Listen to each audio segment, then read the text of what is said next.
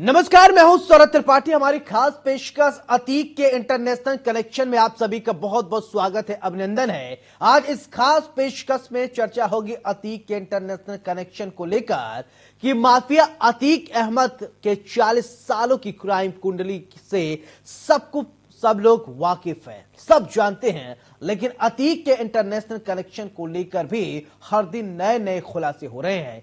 हालांकि मामले की जांच जारी है, लेकिन बड़ी बात यह है कि आखिर कैसे 40 सालों तक अतीक का आतंक चलता रहा, इंटरनेशनल कनेक्शन चलता रहा, हथियारों की तस्करी होती रही, और साथ ही दूसरी तरफ से जिस तरह से कल जुमे के नमाज के बाद अगर बात किया जाए अतीक के समर्थन में नारेबाजी हुई, वो हैरान करने वाला है। इसी मुद्दे पर करेंगे बड़ी बहस, खास पैनल भी हमारे साथ होगा। और लेकिन उससे पहले इंडिया न्यूज संवाददाता की ग्राउंड जीरो से ये रिपोर्ट देखिए।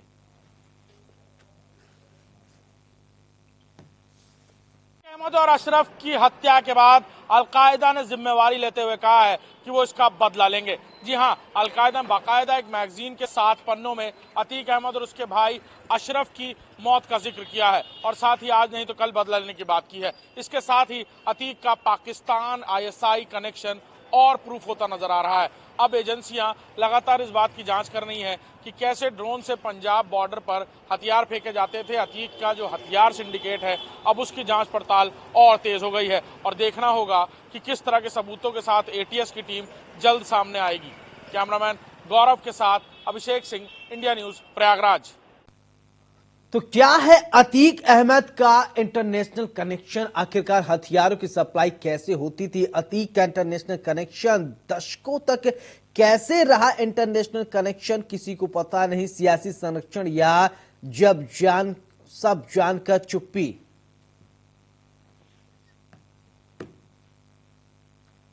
तो अब आइए आपको इंडिया न्यूज के सवाल हम आपको दिखाएंगे।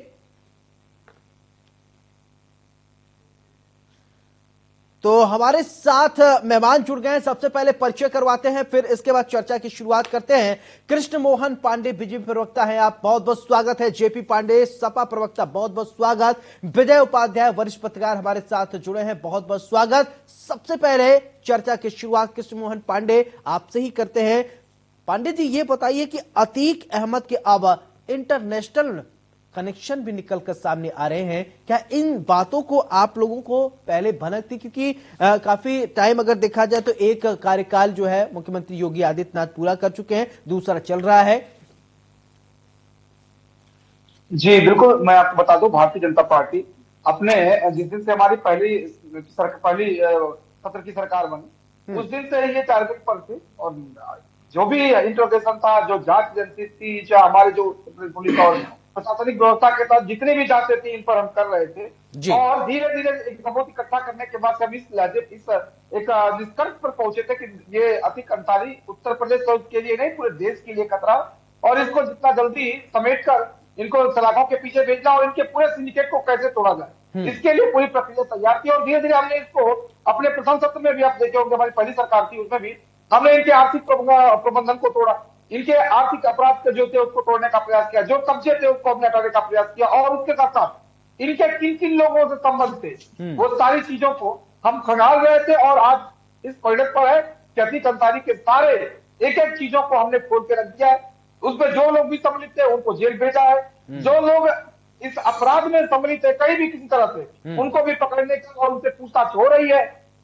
चूंकि ये इंटरनेशनल अपराध जो कि ISI वगैरह से जो मिलने का प्रश्न था, निश्चित तौर पर हमारी एजेंसियों के पास इस तरह की सूचनाएं थी, परंतु जब तक पुख्ता सबूत न मिल जाता, उसके लिए हमने अतीक अंसारी को गिरफ्तार किया और उनसे इंट्रोगेशन पूछना शुरू किया, और उसमें ढेर सारे सबूत मिले जो देश की एजेंसी जिस पर लगी हुई है, वो सारी चीजें सामने आएंगी। जी ठीक है। JP पांडे जी, आपसे मेरा एक सवाल, अतीक अहमद समाजवादी पार्टी से भी जुड़ा रहा, समाजवादी पार्टी में रहा, क्या आप लोगों को इसके बारे में जानकारी नहीं थी क्या? जी जरा सवाल फिर से पूछ लीजिए। मेरा सवाल ये कि अतीक अहमद का संबंध समाजवादी पार्टी से भी रहा है, क्या समाजवादी पार्टी को इस विषय में कोई जानकारी नहीं थी क्या? किस विषय में जानकारी? कि अतीक अहमद का इंटरनेशनल कनेक्शन है। अच्छा जी। तो अतीक अहमद के इंटरनेशनल कनेक्शन की उतनी ही जानकारी समाजवादी पार्टी को है हैं, जितना ब्रजेश सिंह जो सबसे बड़ा माफिया है हैं, और उसके पूरे परिवार के लोग मतलब विधानसभा में और जिला परिषद अध्यक्ष हैं भाजपा की ओर से। हैं, और वो आदमी दाऊद के लिए काम करता था, ये पुलिस रिकॉर्ड में है। हैं, ब्रजभूषण सिंह शरण सिंह सांसद हैं हैं। और टाडा में कहिए दाऊद का साथ देने के लिए जेल गए थे। अच्छा, उसकी जितनी जानकारी भारतीय जनता पार्टी के बारे में है, हाँ। राजनीतिक दल के बारे में, लेकिन अतीक के और बारे में नहीं अतीक थी। अहमद- जी नहीं, सुन लीजिए। हाँ, सुन सुनाइए। लीजिए, हमसे सवाल हाँ, पूछे तो सुनिए। हाँ, बिल्कुल सुनेंगे जी। और अतीक अहमद चूंकि इनके जो सबसे बड़े अलायंस है अपना दल के साथ, वो उनके पार्टी के संस्थापक सदस्यों में था। तो जितना अपना दल के नेत्री के बारे में नेत्री जानती होंगी, जितना आप जानते होंगे उतना समाजवादी पार्टी भी जानती होगी। ठीक है, मतलब अतीक अच्छा काम कर रहा था। नहीं, अच्छा बुरा कौन हाँ। काम कर रहा है? विजय सिंह अच्छा काम कर रहे हैं, आप हाँ। अच्छा काम कर रहे हैं। जी, अगर एक अपराधी को महिमा मंडित कर रहे हैं, इस देश में गांधी भी मारे गए थे, गोडसे को महिमा ऐसा मंडित नहीं कौन कि कर रहा है? पटेल से सुनिए सुनिए सुनिए जी। वल्लभ भाई पटेल से बड़े नहीं है ये लोग। पटेल जी भी ऐसा नहीं कृष्ण मोहन जी, कि आप पुलिस जवाब कस्टडी दीजिए। में बहुत बड़ी बड़ी मारवा बात दिए। कर रहे हैं पांडे जी, बहुत बड़ी बड़ी बात कर रहे हैं। आप इसका जवाब देंगे क्या? किसका? जी बिल्कुल जी। हाँ। देखिए, समाजवादी पार्टी ये इनका आदरणीय जेपी पाटिल जी का दोस्त नहीं है। हाँ। ये क्या करेंगे? अपराधियों को, भ्रष्टाचारियों को, आतंकियों को उनके मुकदमे वापस लेने के लिए हाईकोर्ट तक पहुंचने वाले लोग यदि इस प्रक्रिया से सम्मिलित होंगे तो निश्चित तौर पर अतीक अहमद को ये नहीं जानते थे। अतीक अहमद को जानने के लिए इनको मुकदमे वापस नहीं करने पड़ेंगे, उसको जेल भेजना पड़ेगा। जी, अरे नंदी से पूछ लो भाई, क्या इतना कष्ट कर रहे हो? 5 करोड़ रुपया लेके बैठे, नंदी से पूछ लो। अरे नंदी से पूछ काहे नहीं लेते हो? 6 साल से सरकार में जेल में आपके थे, लोगों से पूछ लो। समाजवादी पार्टी वो पार्टी है जो आतंकियों का केस वापस करने के लिए हाईकोर्ट जाती है। हाईकोर्ट को ये कहना पड़ता है कि अब आप लोगों आतंकियों को पद विभूषण से सम्मानित कर दीजिए। ये अतीक अहमद को बिल्कुल नहीं जानते थे, सच्ची बात है।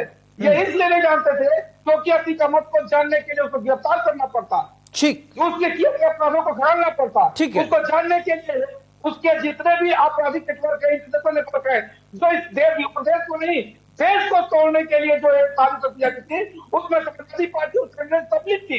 क्योंकि अतीक जैसे लोगों को पावर देने का काम इन लोगों ने किया है। और जब हमने उनको साधने का प्रयास किया, उसको उसके जितने भी आपराधिक जो सामाजिक, राजनीतिक, सांस्कृतिक, ठीक है, आपकी बात आ गई। विजय जी, एक मेरा सवाल आपसे कि आप वरिष्ठ पत्रकार, इसको एनालिटिकल जवाब मैं आपसे चाहता हूं कि देश में अतीक के जब गोली लगी, अतीक की हत्या के बाद अलग अलग तरीके से बातें सामने आ रही। अब पटना का कल आपने देखा होगा किस तरीके से महिमा मंडित किए गए, बहुत लोग बचाव में आ गए। आखिरकार हो क्या रहा है ये देश में? नहीं, कुछ जगह पे लोगों ने पटना में नारे लगाए, एक आध जगह पोस्टर लगा था, लेकिन इसके अलावा तो कहीं कुछ हुआ नहीं, क्योंकि ज्यादातर लोग इसके खिलाफ हैं। कुछ लोग इसको धार्मिक कलर देने की कोशिश कर रहे हैं, हाँ। असदुद्दीन ओवैसी वगैरह।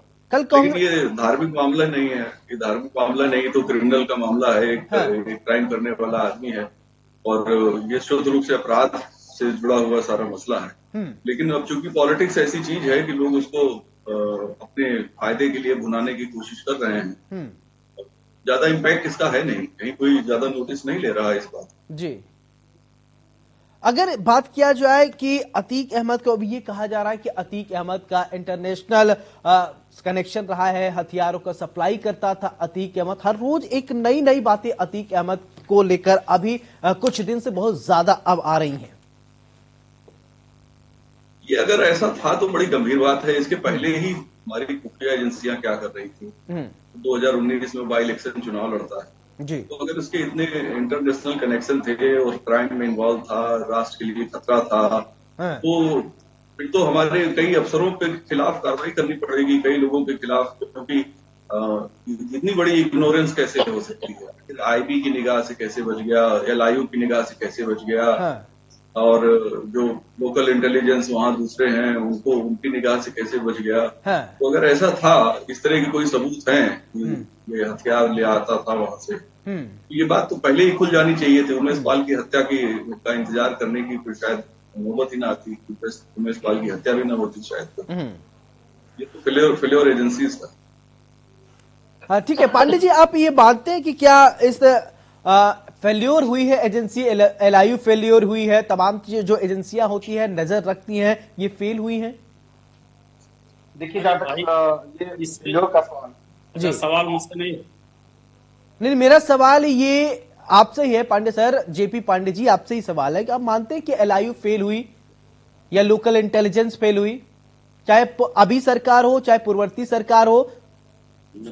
नहीं, पूर्ववर्ती सरकार का तो जो है सो अलग है, लेकिन जो उमेश पाल के हत्याकांड हुआ है। उस समय वो जेल में ही था। वो जेल भाजपा शासित प्रदेशों में ही था, गुजरात और उत्तर प्रदेश कोई पाकिस्तान में नहीं है। अगर जेल में रहते हुए इतना बड़ा कारनामा हुआ तो जेल प्रशासन की क्या मिली भगत थी, और जिस तरह उसके घर परिवार वाले, एक कैबिनेट मिनिस्टर इनके नंदी जी पे स्पष्ट आरोप लगा रहे हैं 5 करोड़ वसूली किए, तो जाहिर है कि भाजपा के संरक्षण में ही ये सब हुआ है, वरना आप सोचिए जेल से इतना बड़ा अंजाम कैसे दिया जा सकता। दूसरी बात यह है कि सवाल अतीक अहमद का समर्थन का नहीं है मित्र।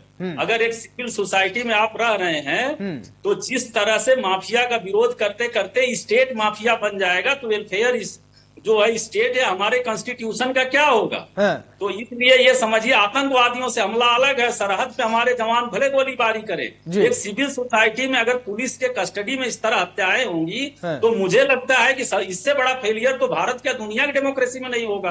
अतीक का समर्थन कौन कर रहा? लेकिन सुनिए, हर गैंगवार वाले व्यक्ति की हत्या ऐसा ही होती है, लेकिन वो कोई अगर अपराधी मार देता खुशी की बात थी, अगर वो मुठभेड़ में पुलिस से मर जाता तब भी फेक इनकाउंटर इनके जो गिनाते हैं लोग 10,000। हाँ, एक बड़ा इंटरेस्टिंग आंकड़ा आप निकाल लीजिएगा, सुनिए। ये उत्तर प्रदेश के योगी बाबा कहते हैं कि 10,000 से अधिक एनकाउंटर हम किए 6 साल में। तो मित्र, अगर उसको प्रतिदिन का औसत निकालेंगे आप 6 साल में, तो 5 पुलिस पे प्रतिदिन अपराधी गोली चला रहा। हम कहते हैं फेक, कहते हैं ओरिजिनल। अगर ओरिजिनल है तो सोचिए कि कानून का डर कहाँ है कि उत्तर प्रदेश के बेचारे पुलिस बल पे रोज 5 लोग गोली मार रहे हैं। इतना खौफ है अपराधियों पे, तो पुलिस इनकी तो पूरी व्यवस्था ही कोलैप्स कर रही है। कृष्ण मोहन पांडे जी जवाब देंगे क्या इस आरोप जो कह रहे हैं कृष्ण मोहन जी?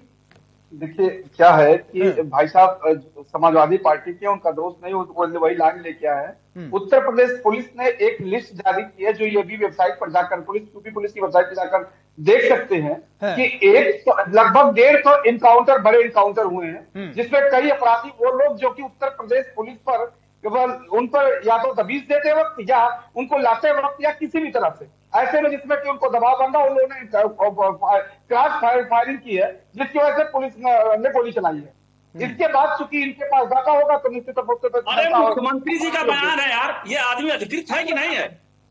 मुख्यमंत्री जी के बयान के अगेंस्ट बोल रहे हैं बैठ के टीवी पे। फिर मैं बोल रहा हूँ, माननीय मुख्यमंत्री जी का बयान है, ये पत्रकार महोदय से पूछ लीजिए। 11,000 का बयान है, 11,000 का 6 साल में घटा के देख लीजिए औसत। टीवी पर बैठते हैं तो अपने पार्टी का आधिकारिक बयान गाना करिए। ये समाजवादी पार्टी। ठीक है जेपी पांडे जी, सुन लीजिए, इनकी बात सुनिए, फिर इसके बाद आप प्रतिक्रिया दीजिए। पहले इनको सुन तो लीजिए पूरी बात इनकी। हाँ ठीक है, बोलिए आप कृष्ण मोहन जी, आप कुछ कह रहे थे, अपनी बात रखिए। जो अपराधी है, जो भी मौसमी अपराधी है, उनकी भी हमने लिस्ट जारी कर दी है।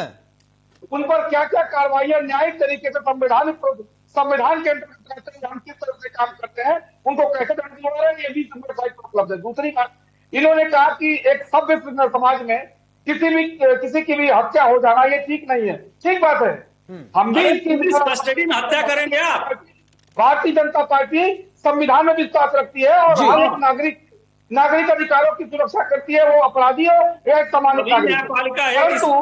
परंतु जी आप संविधान पर विश्वास करते अतीक अंसारी अपराधी था, उसके 100 दुश्मन थे।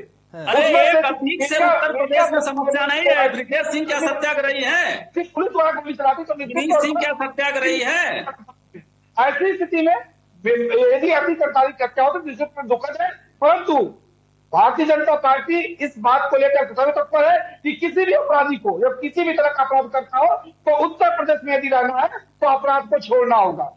ठीक है विजय उपाध्याय जी, ठीक है, मैं आपकी बात सुन लिया। विजय उपाध्याय जी, जिस तरीके से अतीक अहमद की हत्या हुई, देखिए सवाल तो खड़े होंगे कि उस समय पुलिस वाले वहां पर मौजूद थे, पुलिस की मौजूदगी में, फिर इसके बाद फिर पुलिस का जी अरे बोलने देंगे तब मैं बोलूंगा। पांडे जी पहले मुझे बोलने देंगे तब मैं बोलूंगा। मौजूदगी और कस्टडी में अंतर नहीं है। अरे मुझे पता है, मुझे आप मत बताइए, पहले मुझे सवाल पूछने दीजिए, पहले मुझे सवाल पूछने दीजिए, आप शांत रहिए। मतलब मौजूदगी बात करो। विजय जी, मेरा सवाल ये कि पुलिस की वहां पुलिस कस्टडी में कैसे हत्या हो जाती है, फिर इसको लेकर तो सवाल विपक्ष खड़े कर रहे हैं। भले से पांडे जी कुछ भी कहते हो, जेपी पांडे, लेकिन इसका जवाब आप दीजिए पहले।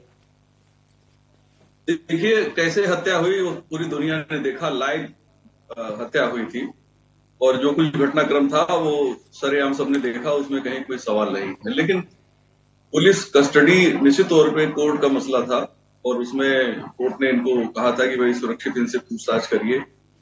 फिर भी उनकी हत्या हो गई क्योंकि क्रिमिनल बहुत ताकतवर होता है जी। उत्तर प्रदेश में जब कृष्णानंद राय की हत्या हुई थी तो 2 जवान सुरक्षा में उनके तैनात थे, फिर भी उनकी हत्या हो गई। राजू पाल की जब हत्या हुई तो भी जवान तैनात थे, फिर भी हत्या हो गई। उमेश पाल का जब मर्डर हुआ तो स्टेन गन के साथ 2 जवान उनकी गाड़ी में थे, फिर भी हत्या हो गई। तो पुलिस की कस्टडी में ही ये थे, पुलिस की सुरक्षा में थे ये लोग। कस्टडी तो लीगल लैंग्वेज है, लेकिन सुरक्षा पुलिस की थी, फिर भी हत्याएं हुई। तो ये कोई पहली बार नहीं हुआ है इस तरह की हत्या हुई जो। और कई बार क्या होता है, जब माफिया ग्लैमराइज हो जाता है तो नई पीढ़ी के लोग उसको देख के प्रेरित होने लगते हैं। अब आजकल कई ऐसे माफिया हैं जो एक को मारा ही नहीं गया, पाकिस्तान जाके बैठ गया। फिर आप देखिए अबू सलेम को कितना ग्लैमराइज किया गया, छोटा राजन को ग्लैमराइज किया गया। उत्तर प्रदेश के माफियाओं को रोज पॉलिटिशियन ग्लैमराइज करता है। नई पीढ़ी को बजाय शिक्षा देने के अच्छी बातें सिखाने के, अगर माफिया को ग्लैमराइज किया जाएगा, सपोर्ट किया जाएगा तो नए लोग जाहिर है अपराध करने की तरफ कदम बढ़ाएंगे। और उन लोगों ने अपना बयान यही दिया कि हम तो माफिया बनने के लिए हमने इसकी हत्या की, हमें इसको जैसे इसने चांद बाबा को मारा था, ये माफिया बन गया इलाहाबाद का, वैसे हमने इसको मार दिया। मतलब पूरी कहानी एकदम फिल्मी हो गई। चांद बाबा की कहानी से लगता है ये लोग भी प्रेरित हो गए थे क्या? मुझे लगता है जरूर, जैसा उन्होंने बयान दिया, जो अभी तक बयान सामने आए हैं उसके हिसाब से तो यही है कि इसने चांद बाबा को मार के ये हीरो बना और उसके पहले भी इसने मर्डर किया था जी। तो जब मर्डर करने वाले को आप ग्लैमराइज करेंगे, सत्ता संरक्षण देंगे, किसी भी माफिया की बात सिर्फ अतीक तक सीमित नहीं है। हाँ। तो जाहिर है कि दूसरे लोगों को लगता है कि अच्छा, सन 80 के दौर में कहा जाता था उत्तर प्रदेश के राजनेता एक तरफ अपराधी रखते हैं, दूसरी तरफ पूंजीपति रखते हैं। ठीक है, बाद में पूंजीपति और अपराधी आपकी बात आ गई। जेपी पांडे जी, एक सवाल मैं आपसे ये पूछना चाहता हूं और आप इसको गंभीरता से प्लीज बताइएगा कि क्यों ऐसा नहीं होता कि राजनीतिक पार्टी पहले किसी भी कैंडिडेट को सेलेक्ट करने से पहले हर एक इतिहास भूगोल उसके बारे में खंगाल ले कि आपराधिक प्रवृत्ति करना हो, फिर तभी उसको टिकट दिया जाए। दोनों लोगों से यही, बीजेपी से भी यही सवाल पूछूंगा और आपसे भी पहले, लेकिन जेपी पांडे जी आपसे इसका जवाब चाहूंगा कि साफ छवि के जो अगर लोग रहेंगे ताकि जो है एक समाज में अच्छा मैसेज जाए। ये सवाल हमसे पूछ लीजिए पहले, फिर उसके बाद इन दोनों मैं आपसे ही पूछ रहा हूं। पांडे जी, जेपी पांडे जी, आपसे ही पहले। देखिए, मुझे लगता है ये सवाल आपका पहले होना चाहिए, बहुत अच्छा सवाल है। लेकिन एक चीज जान लीजिए कि राजनीतिक दलों की कुछ व्यवहारिक मजबूरियां होती है और ये अपराधी इतने आसान नहीं है। पहले डकैतों की चीज अलग थी। ये अगर किसी का आप उठा के देख लीजिए, अतीक रहे हो या हरिशंकर तिवारी रहे हो, ये पहले इतने मजबूत होते हैं कि निर्दलीय ही जीतते। अतीक भी निर्दलीय जीत गया था। और ये मैं मानता हूं कि ये सबकी साझी जिम्मेदारी है। लेकिन किसी एक पे उंगली उठा देंगे अगर आप कि समाजवादी पार्टी ने नर्सरी की या इनके दामन बड़े पाक साफ हैं, तो ये एक साझी कार्यवाही होनी चाहिए। हमारे राष्ट्रीय अध्यक्ष जी सदन में भी कहे थे कि आप ट्रांसपेरेंट लिस्ट, मतलब पॉलिसी बनाइए, लिस्ट जारी करिए और एक अच्छी कार्यवाही करिए, पारदर्शी। ऐसा नहीं है कि अतीक अहमद का आप घर उजाड़ दीजिए, ठीक है, मिट्टी मिला दीजिए, दिनेश सिंह के साथ फोटो खिंचा लीजिए, ब्रिजेश सिंह जमानत पे बाहर रहे, मुख्तार अंसारी अपराधी हो गया, वो जिसका जेपी पांडे जी, अगर एक बार गलती हो गई, अच्छा जेपी पांडे जी, एक बार गलती हो गई तो उसे सुधारा नहीं जा सकता। अच्छी शुरुआत कभी भी हो सकती है, आज से ही हो सकती है पांडे जी। नहीं तो हमारा तो राष्ट्रीय अध्यक्ष शुरू से ही आदरणीय अखिलेश जी की जो नीति है अपराधियों के बारे में दुनिया जानती है। और वो ऐसी शब्दावली भी नहीं बोलते कि अपराधी का विरोध करते करते राज्य को माफिया बना दे, जैसा योगी जी ने बना दिया। खतरा यहाँ ये है मित्र, सुनिए, अपराधी गए अलग। यहाँ एक नेहा दीक्षित, परमिला दीक्षित झोपड़ी में रहती थी, लेकिन आप अगर पुलिस प्रशासन को निरंकुश बना देंगे तो झोपड़ी पर भी लश्कर आएगा उनका और बुलडोजर चलेगा। जिंदा जलाए जा रहे हैं लोग। अभी उन्नाव में फिर एक रेप पीड़िता बेचारी लड़की जो 13 साल की थी, उसका रेप हुआ, उसको गर्भवती हो गई, उसके घर जला दिए गए, बच्चा भी 6 महीने का जल गया। तो अब सवाल यह है कि अगर आप निरंकुश बनाएंगे पुलिस को तो ये सिविल सोसाइटी को जीना हराम कर देंगे। चिंता ये है चलिए ठीक है कृष्ण मोहन पांडे जी, सवाल मेरा वही जो जेपी पांडे जी से था कि क्यों अब शुरुआत नहीं कर दिया जाए। ठीक है, ऐसे लोगों को टिकट ही नहीं दिया जाएगा, क्यों ऐसा नहीं हो रहा है? क्योंकि अब शुरुआत तो आपको ही करनी पड़ेगी इस समय। बिल्कुल है भारतीय जनता पार्टी अपने स्थापना काल से लेकर आज तक अपराधियों से दूरी बनाई रखती है और ऐसे किसी भी व्यक्ति को अरे यार फिर वही बात करती है जो कि आपराधिक पवित्र विजय सिंह अपराधी नहीं है, इस तरह की बात मत किया करिए। ब्रजभूषण सिंह सत्याग्रही हो गए, परंतु आप क्या अपराधियों की लिस्ट ज्यादा होगी? नहीं आप क्या सत्याग्रही हो गए ब्रजभूषण सिंह? हाँ, ऐसे किसी भी व्यक्ति जेपी पांडे जी आप बोलने दीजिए, जेपी पांडे जी आप बोलने दीजिए, ठीक है उनकी बात आने दीजिए। परंतु राजनीतिक कुछ ऐसे लोग हैं जो राजनीतिक रूप से उन पर मुकदमे होते हैं। तो राजनीतिक रूप से मुकदमे ये प्रशासन द्वारा किए जाते हैं जो विपक्ष में होते हैं। चलिए आप सभी की बात आ गई, आप सभी की बात आ गई। अब चलिए फाइनल कमेंट में आप लोगों को थोड़ा थोड़ा वक्त दूंगा, अपनी बात रखिएगा, अपनी पार्टी की बात आप स्वच्छंद तरीके से रख सकते हैं। अब फाइनल कमेंट की तरफ बढ़ता हूं, विजय जी आपसे फाइनल कमेंट। नहीं देखिए, हमारी जो कानून है न्यायपालिका वाला कानून यानी सीआरपीसी, उसमें एक साफ लिखा है कि अगर कोई व्यक्ति जब तक सजायाफ्त न हो जाए, सजा न मिल जाए, तब तक वो निर्दोष है जी। तो जितने क्रिमिनल हैं, हार्डन क्रिमिनल, सत्ता के संरक्षण में हत्या करते हैं, फिर कोई गवाह होता है उसको मार देते हैं, ठीक है, दूसरे गवाहों को धमका देते हैं और ये सिलसिला करके वो अपने खिलाफ कभी भी सबूत नहीं बनने देते और बाइज्जत बरी हो रहे हैं। ठीक है, आपकी बात JP Pandey ji final comment. ठीक है, आपकी बात आ गई सर, फाइनल कमेंट। देखिए अतीक हत्याकांड से स्पष्ट हुआ पूरे देश दुनिया में लॉ एंड ऑर्डर डैमेज हो गया है और योगी सरकार ने पुलिस स्टेट को एक माफिया स्टेट बना दिया है। संविधान खतरे में है। असली समस्या ये है कि इस सरकार की अगर मुक्ति नहीं मिली तो ये 2024 में जो इनके सपनों का भारत बनने वाला आरएसएस के स्वर्ण जयंती पर ये एक फासिस्ट और मनुवादी राज्य कायम करेंगे, संविधान खत्म कर देंगे। चलिए ठीक है, आपकी बात आ गई। ठीक है कृष्ण मोहन पांडे जी फाइनल कमेंट। जी देखिए, भारतीय जनता पार्टी अपराधियों से सदैव दूरी बना के रखती है और ऐसे किसी अपराधी को संरक्षण देने का नहीं काम करती है जो कि समाज में आके वो गलत तरीके से समाज को धमकाने का प्रयास करे।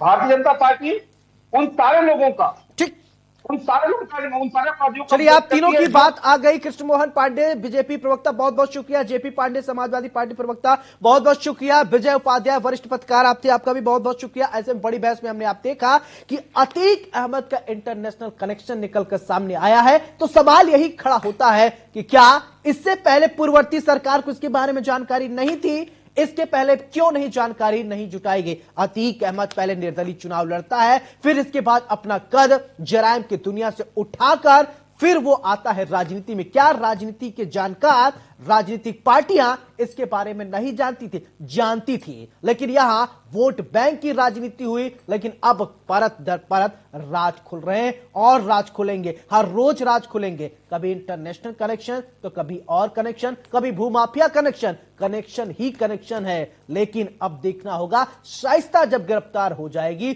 तो और बड़े राज खोलेंगे। गुड्डू मुस्लिम गिरफ्तार हो जाएगा तो और बड़े राज निकलकर सामने आएंगे। बड़ी बहस में मेरे साथ फिलहाल इतना ही। नमस्कार।